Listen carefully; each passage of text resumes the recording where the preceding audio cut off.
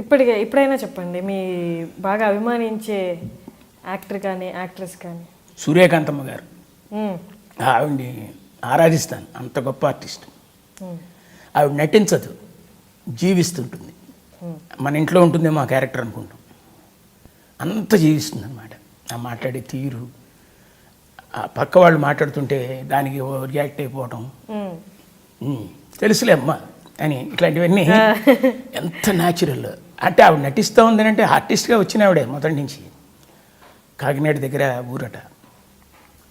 ఏంటి అసలు ఆర్టిస్ట్ ఏంటి, ప్రపంచంలో లేరండి అంత ఫాస్టెస్ట్ డైలాగ్ చెప్పే ఆర్టిస్ట్. స్పీడ్ చక్క చెప్పేస్తుంది, తడుముకోదు, వెతుక్కోదు.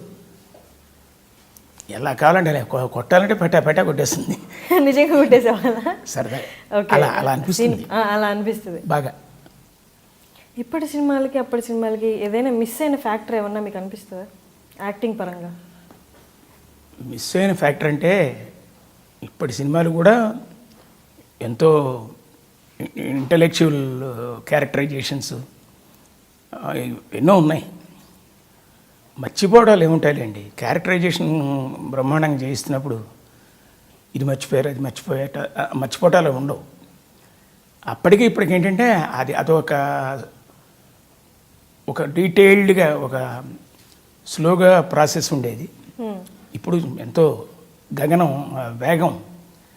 ఈ వేగం కావాల్సిన సంబంధించిన వేగం లేకపోతే చూడలేరు.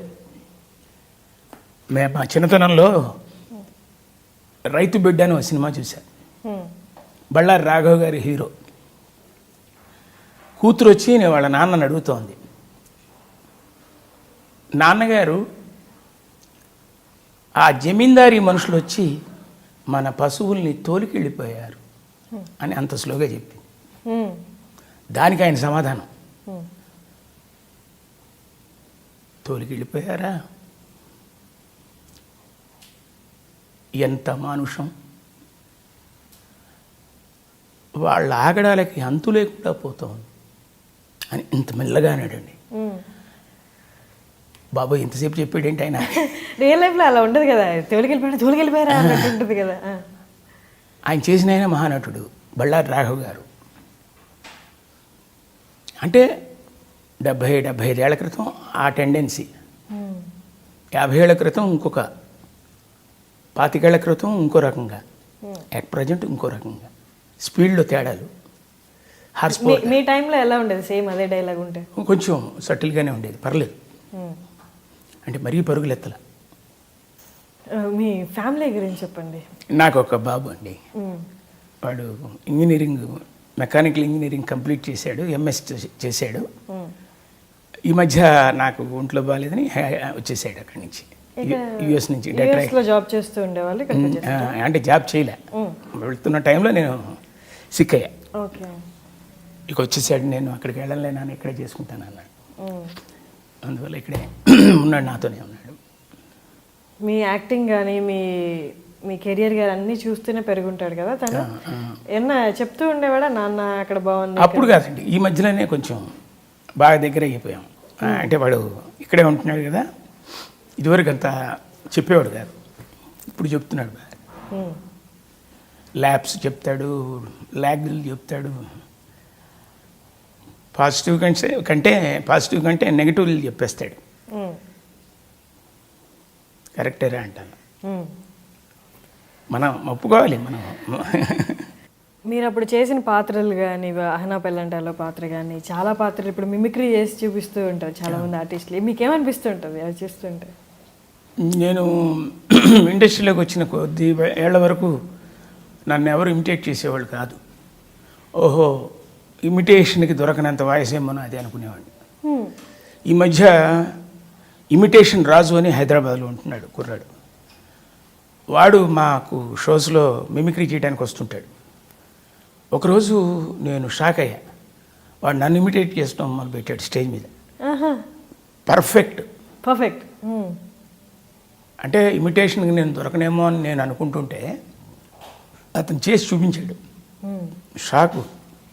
మొన్న మధ్య బ్రహ్మానందం, రే నిన్ను ఎవడరాడు బలి చేస్తున్నాడు ఇమిటేషను, వాడి పేరు రాజు అంట, ఎంత బాగా చేశాడు రా అన్నాడు. అతను అన్నాడంటే బ్రహ్మానందం మిమిక్రీ ఆర్టిస్ట్, తను ఒప్పుకున్నాడంటే ఇంకా అల్టిమేట్ అనమాట. మీరు ఎప్పుడు ఈ మిమిక్రీలు చేయడం అలా ఏం చేయలేదు? మీకు ఒకటి 2 వాయిస్లు అనేవాడిని మా నాటకాల టైంలో, 2 ఆర్టిస్టులు అనేవాడిని. కర్ణాటి లక్ష్మీ నరసయ్య గారు అని ఒక ఆయన ఉండేవారు, ఆయన్ని పురుషోత్తం అని ఒక ఆర్టిస్ట్, ఓల్డ్ ఆర్టిస్ట్. వాళ్ళని ఇద్దరిలో ఎవరిన ఒకరినైనా ఇమిటేట్ చేయగలరా? అంటే ఆ ఆర్టిస్ట్ మీకు తెలిసి ఉంటే బాగా ఎంజాయ్ చేస్తారు, అది నేను ఆలోచిస్తున్నా, అంతకంటే ఇంకేం లేదు. ఒకసారి చెయ్యండి, మేము గూగుల్లో తీసుకుంటాం. ఆయన్ని సెర్చ్ చేస్తారా? ఉంటే అప్పట్లో వాళ్ళు ఉంటే. ఇప్పటికీ ఉన్నాడు ఆయన, 90 అంటే వాళ్ళ వీడియోస్ ఉంటే ఉంటాయా? అది చూడాలి, ఆ కలెక్షన్ ఉంటే ఓకే. అంటే ఆయన గనక ఈ క్యారెక్టర్ చేస్తే ఎలా మాట్లాడతాడని మేము అనుకునేవాళ్ళం. పరమేశ్వరుడు నొసంగిన పాశుపతాస్త్రంచే పార్థుడు గాంధీవమును ఎక్కుపెట్టునన్నాడు పితామహుడు. ఇది ఒక పౌరాణిక సినిమాలోని డైలాగ్. ఇది ఆయన చెప్తే ఎలా ఉంటుందని మేము సరదా జోకులు వేసుకునేవాళ్ళం.